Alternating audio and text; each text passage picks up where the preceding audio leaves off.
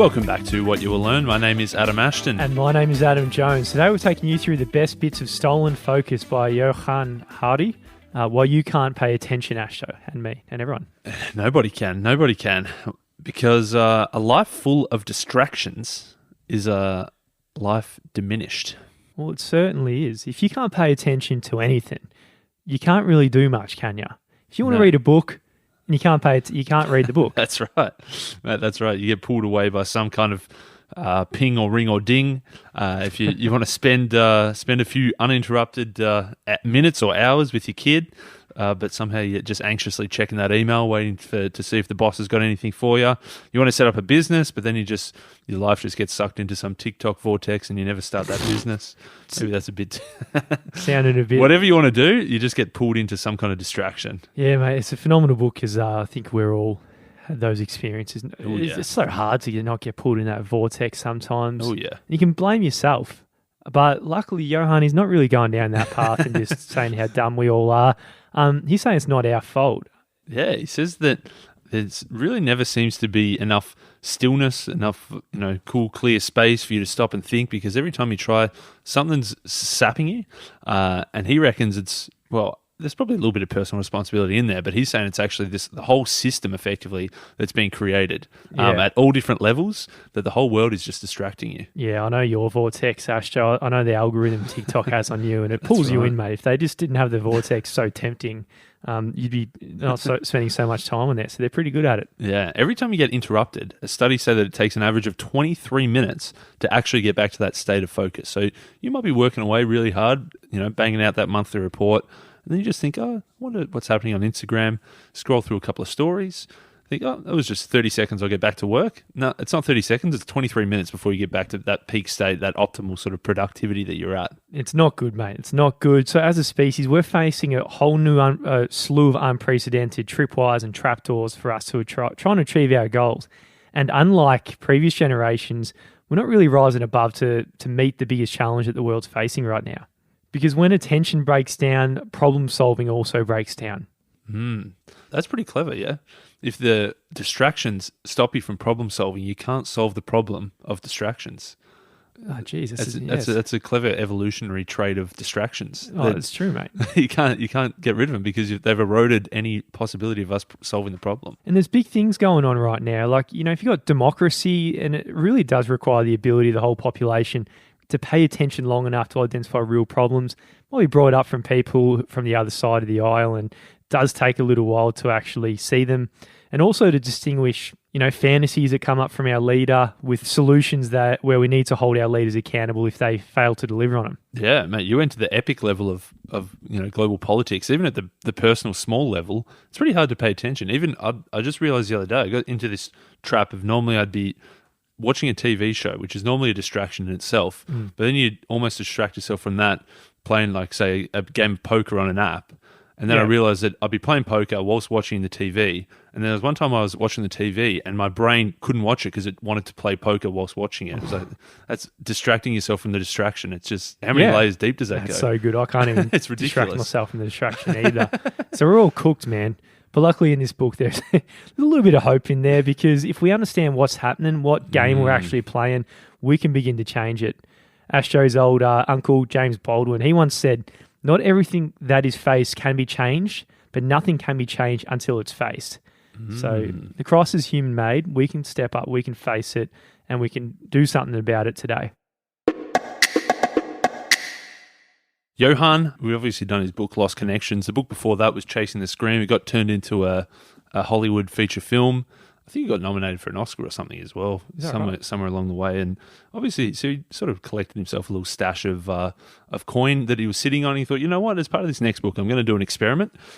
He went away. He lives in the UK. He went to the US. He went to Provincetown, and he left his phone. He brought just like an old school, can only make calls and texts, can't do any of the other cool stuff phones can do.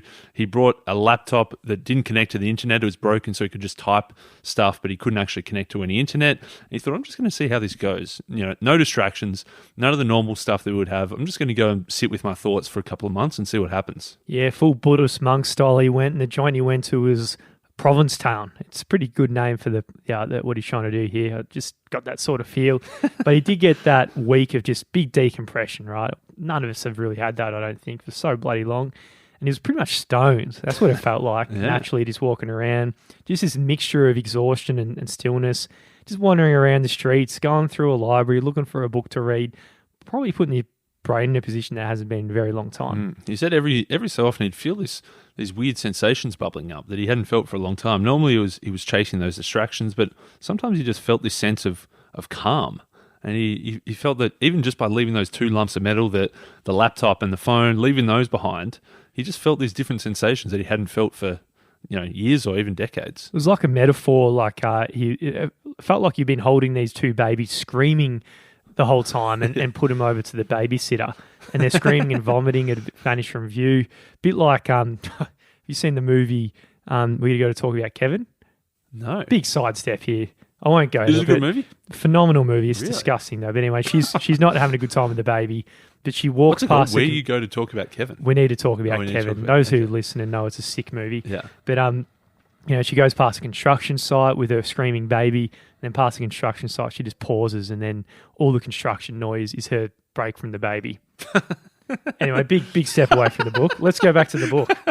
I wasn't sure what the connection was. That movie popped up in my brain yesterday. I was talking about it. There you go. I thought I'd let you go, and it might loop back around Mate, at some point. It's got nothing to do with the book. Okay. Let's keep going. Okay.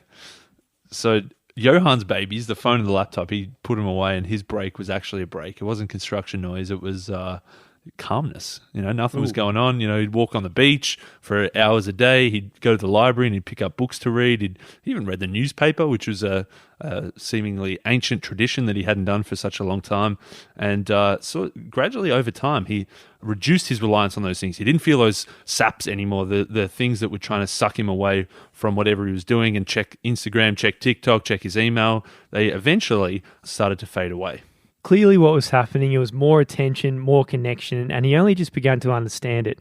So before writing this book, got him thinking, right? Like, is our collective attention span really shrinking? It is, but what studies are out there? Yeah, he thought, I'm 40 now, I'm getting older. I couldn't really focus and read a book like I used to. I couldn't just spend an hour without, quickly checking something else along the way, and he thought maybe I'm just getting older, so I'm losing focus. But he realized after this, a couple of months in Provincetown of not having these distractions, his focus was better than ever. And so when he was looking at studies, he found that on Twitter, after 8 years of Twitter between 2006 and 2014, they analyzed how long does a topic stay trending. So obviously when things are trending, it means that in general the conversation is staying forefront of people's minds and people are still talking about them.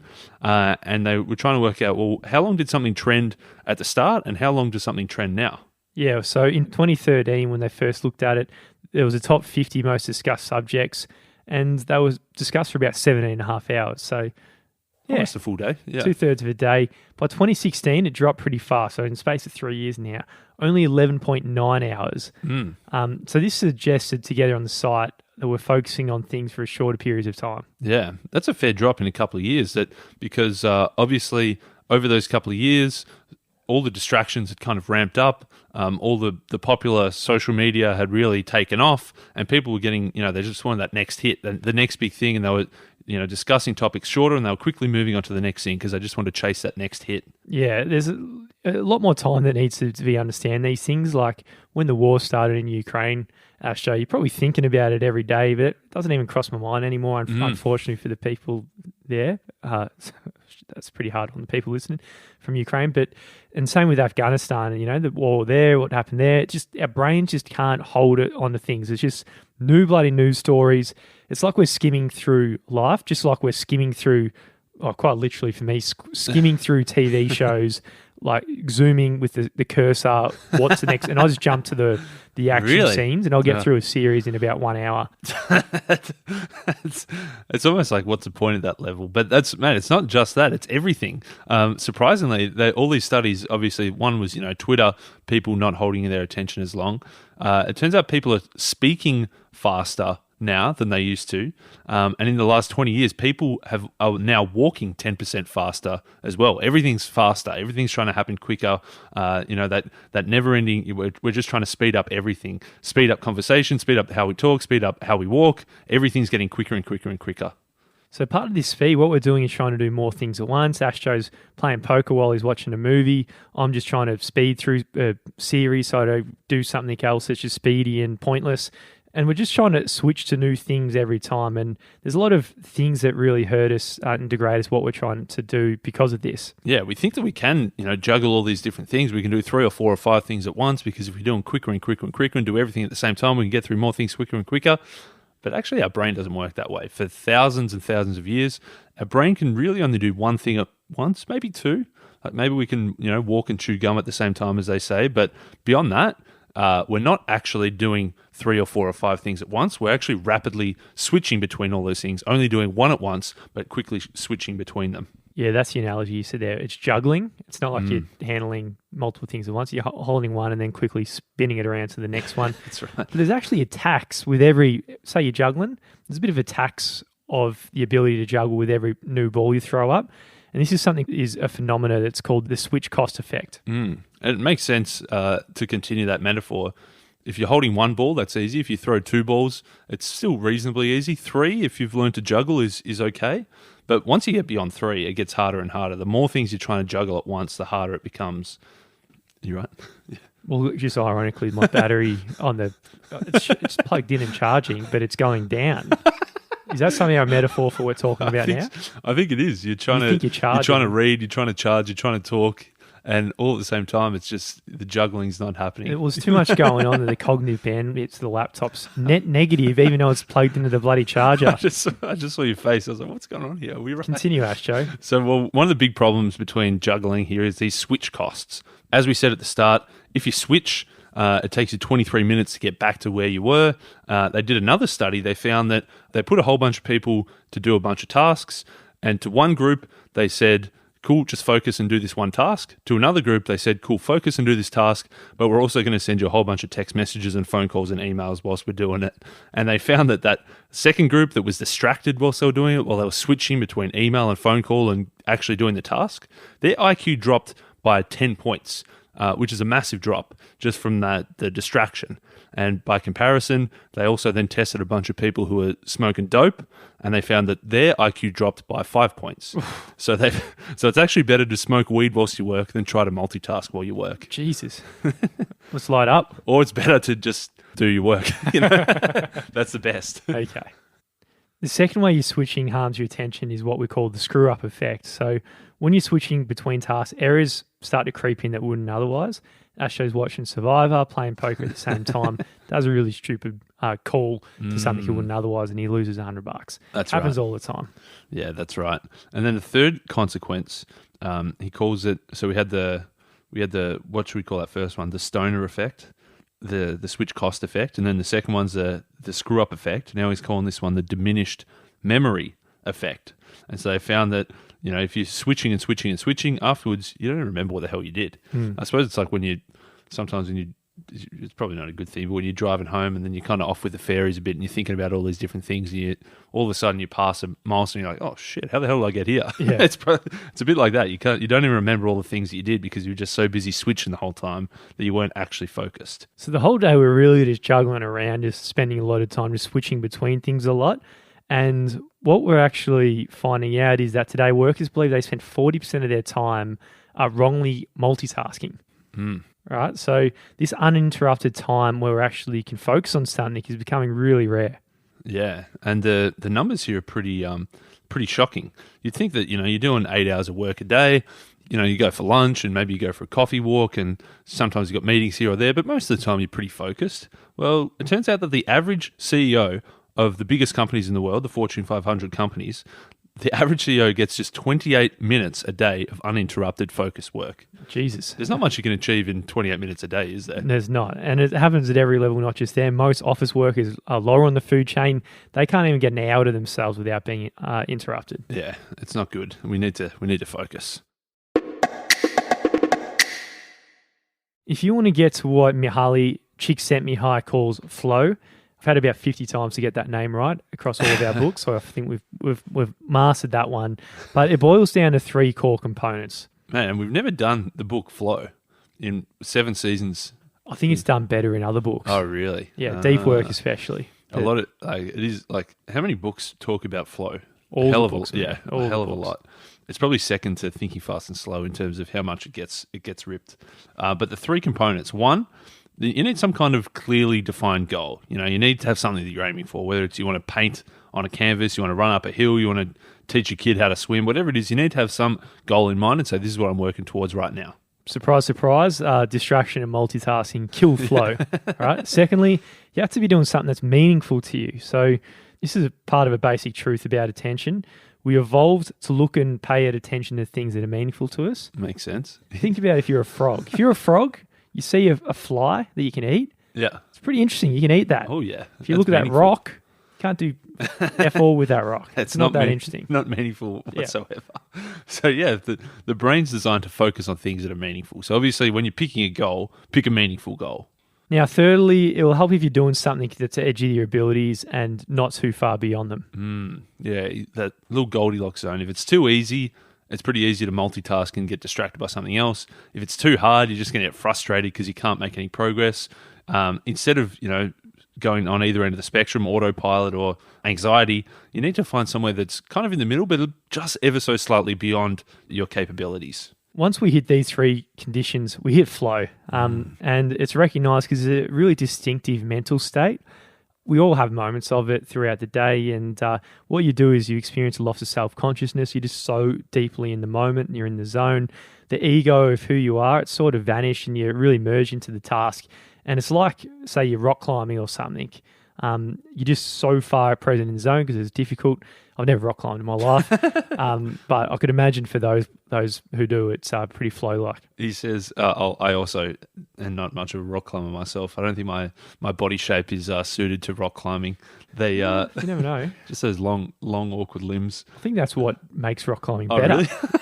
Why would you want short limbs? You can't reach the rock and you fall off. Yeah, but I think just general balance and Okay. lack of coordination, maybe. But they say that apparently, rock climbers, once they get into flow, you're not just doing a little piss easy one, and you're obviously not just hanging on for dear life. But if you find that right sort of Goldilocks zone, they say that you become the rock. You become the rock. Or you feel like you become the rock once you're in flow. Oh, it's a big call. I suppose you can, like when you're surfing, you become the wave. That's true. When you're playing piano, you become the piano. Metaphorically. Metaphorically, of course. Yeah, we'll take that. But the thing about flow states, there's something really crucial about them. They're obviously desirable because you got intense focus on the one task and you're obviously much more productive, it's more enjoyable, and you're in a state of intense learning. So pretty much all of our best states in life are in flow states, you'd say. But the issue is, man, they're really fragile and they're easily disrupted. Yeah, that's right. Well, any of these distractions instantly pull you out of flow. If you're, doing some jazz improv on the piano and you've got into flow and you're really going for it, and then just a little ding goes up and there's an Instagram messaging, you go and check it, flow, instantly dead. Yeah, done. And staring at the screen is actually one of the activities we take part in that provides the lowest amounts of flow. And we're on the screen a fair bit of the day. It's almost like a fake surface flow. It kind of feels like you're in flow because you do get sucked into it, but it's not actually flow, like the flow of an actual challenge, like climbing a rock or surfing a wave or doing some jazz improv. Even Big Chick Sent Me High. We can't interview him because he passed away a year or two ago.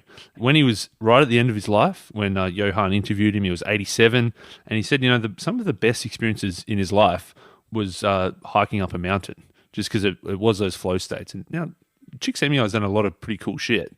He had a pretty impressive life, but the thing he wanted to do was go back to climbing up a mountain because it was that flow state, the things that are most important in our lives. So in our lives, we got a battle between 2 big forces, and the 2 are fragmentation and flow.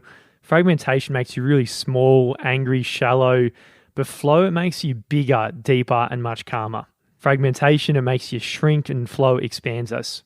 So the question is, do you want to be one of Skinner's pigeons? Asho, hit us with what Skinner's pigeon is, because I like it. I think it's a good question. It's when they, Skinner went and caught a pigeon, put him in a little cage, and made him do things driven by triggers and just actions. It's like, if you lift your left wing, then I'll give you a little treat, and that's kind of like the social media companies are saying, if you scroll through, if you make this post, then you'll get a like. You just get pinged around all day by little notifications in your phone and little distractions all day. Compare that to one of Harley's painters. Think about Michelangelo, who's spent his pretty much whole day in flow, just going hardcore at the Sistine Chapel. There's a lot of people who out there achieve great things because they lived in flow states and not one of these skinny little pigeons. One specific activity that can really get you into flow, if you do it properly, if you're meeting Csikszentmihalyi's 3 criteria, he says is actually reading a book. So that's a good thing for us. We really have a lot of books if we do it properly. Yeah, well, I think for the most part, I'm in flow when I do it, but I still get knocked off sometimes by one of the pigeons. But that's all right. But other forms of flow, it is being sort of just bustled out for constant distraction. Yeah, Johann says it's not reading necessarily that's the flow, but reading an actual book. He says if you're reading on a screen, like say you read a news article on your computer at work, you're not really reading it per se. You're kind of just skimming it. You're trying to get the main points. You're probably having a look at what's at the top, what's at the bottom, and maybe grabbing a few headlines in between. Whereas when you're reading a physical book, you're sitting there, you don't have those digital distractions, and you can really dive deep into that book and get into flow. Yeah, and these digital distractions, they're like explicitly very different and got different messages, but also implicitly interesting. Like, for example, think about Twitter. The world is complex out there, and if you're going to reflect how complex the world is, that you need to focus on one thing for a significant amount of time, and you need the space to speak at length to actually grasp the planet. But when you're playing on Twitter, it's saying something totally different. It's saying you need to say what you need to say about this subject in 280 characters or less, and you need to respond immediately, impulsively, and that's how the culture really is on Twitter, to most of the time a pretty broad, complex topic. Yeah, the medium of Twitter is really saying, condense it into the most triggering, the most polarizing thing that you possibly can in order to get the most feedback. It's going to be quick.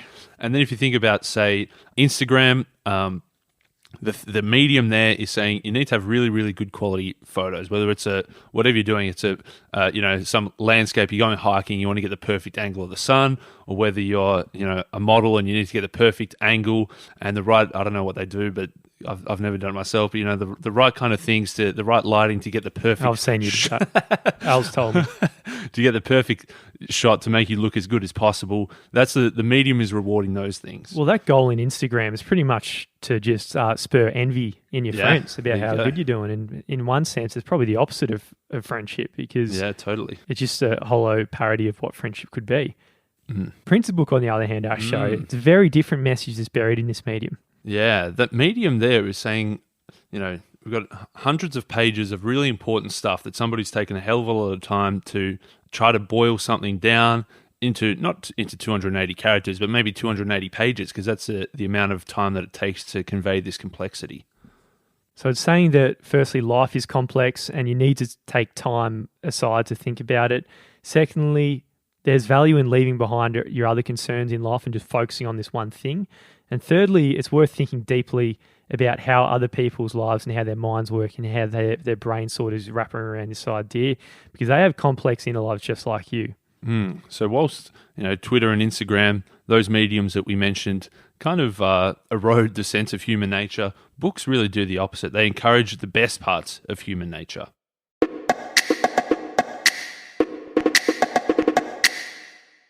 The first layer of attention that we have in our lives is our spotlight. So when you focus on immediate actions like, hey, I'm walking to the kitchen to make a coffee, that's your spotlight. You want to find the glasses, you open the cupboard, you grab a glass, and what's in the fridge? Let's go to the fridge and grab some lettuce. That's your spotlight. Does the lettuce go with the coffee? No.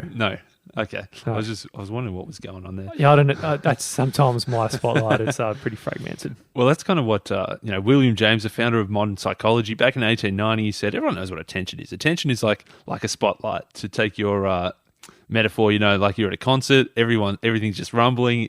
Everyone's just there's that nervous energy waiting. Then all of a sudden the lights drop. Everyone knows something's going. Everyone goes quiet.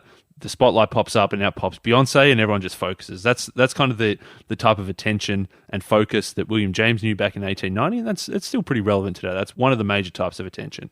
If your spotlight gets distracted or disrupted, you're really prevented from carrying out the near-term actions. Quite literally, sometimes we'll go to pull out the lettuce and you're pulling out the barbecue sauce. and then all of a sudden you're like, why did I do that? That literally happens quite a bit. There's a second layer of attention, and that's your starlight. And this is what you apply to your longer term goals. So your projects over time, how you want to set up a business, you want to be a good parent. These are the things, and you strategically find out how you're going to achieve these goals with your starlight. Yeah, that's right. That you've got your spotlight, obviously, you're focusing in on that immediate task. The starlight, it's kind of way off in the distance. If you want to write a book and it's going to take you 6, 12, 18 months, you need to have that starlight focus to gradually chip away at it at a time. And without the starlight, you really forget where you're headed and you're not really going anywhere. The third layer of attention is what he calls daylight. Now, this is the form, folks, that makes it possible to first figure out what your longer term goals are in the first place. That's right. To work out what stars you're going towards. Is this where I don't know if that metaphor works, does it? The stars don't really work in the daylight. Kind of like, so say if you set a goal to be a good parent. Yeah. Daylight is like, I want to be a good parent. You work out what your values are in life and where you want to go and what sort of that step before setting the goals. Okay, nice. You obviously need a bit of time to think and reflect and be very clear to be able to figure out what are those stars that you want to aim for. And because obviously if you're losing this daylight because you're sucked into all these different distractions, you're really just meandering aimlessly through life. You don't have any stars that you're working towards. You're just kind of just flittering between pointless things. Well, it's the worst one to lose out of all of them because you actually lose the sense of yourself. And you only find your starlight and your daylight through sustained periods of reflection. You need this mind wandering and let your brain to have that space, and you need that deep thought. So what hackers normally do if they want to take down a website, one of the most common ways is they get a whole bunch of different computers to try to connect to this website all at once. They try to overwhelm its capacity. They max it out. It's called a denial of service attack. And so Johann is saying, really, like today, we're really living through a denial of service attack on our minds. There's all these things trying to connect to it all at once. The server, it's maxing out. It's done all it possibly can, and it's really starting to shut down. Yeah, things are trying to grab our attention just by throwing information at us, really undermining our capacity to responding to anything. And it just leaves us in a state of distraction or just paralysis. So obviously what we need to do is we need to somehow fight back against all these things that are trying to access the website. We're going to have to put a few spam filters in place. We're going to put a few ad blockers up there. Get some Norton. That's right. We're going to have to try to fight back against these things. And Johann's saying that the whole world is designed in a way to distract us. So we need to find a way to fight back against it.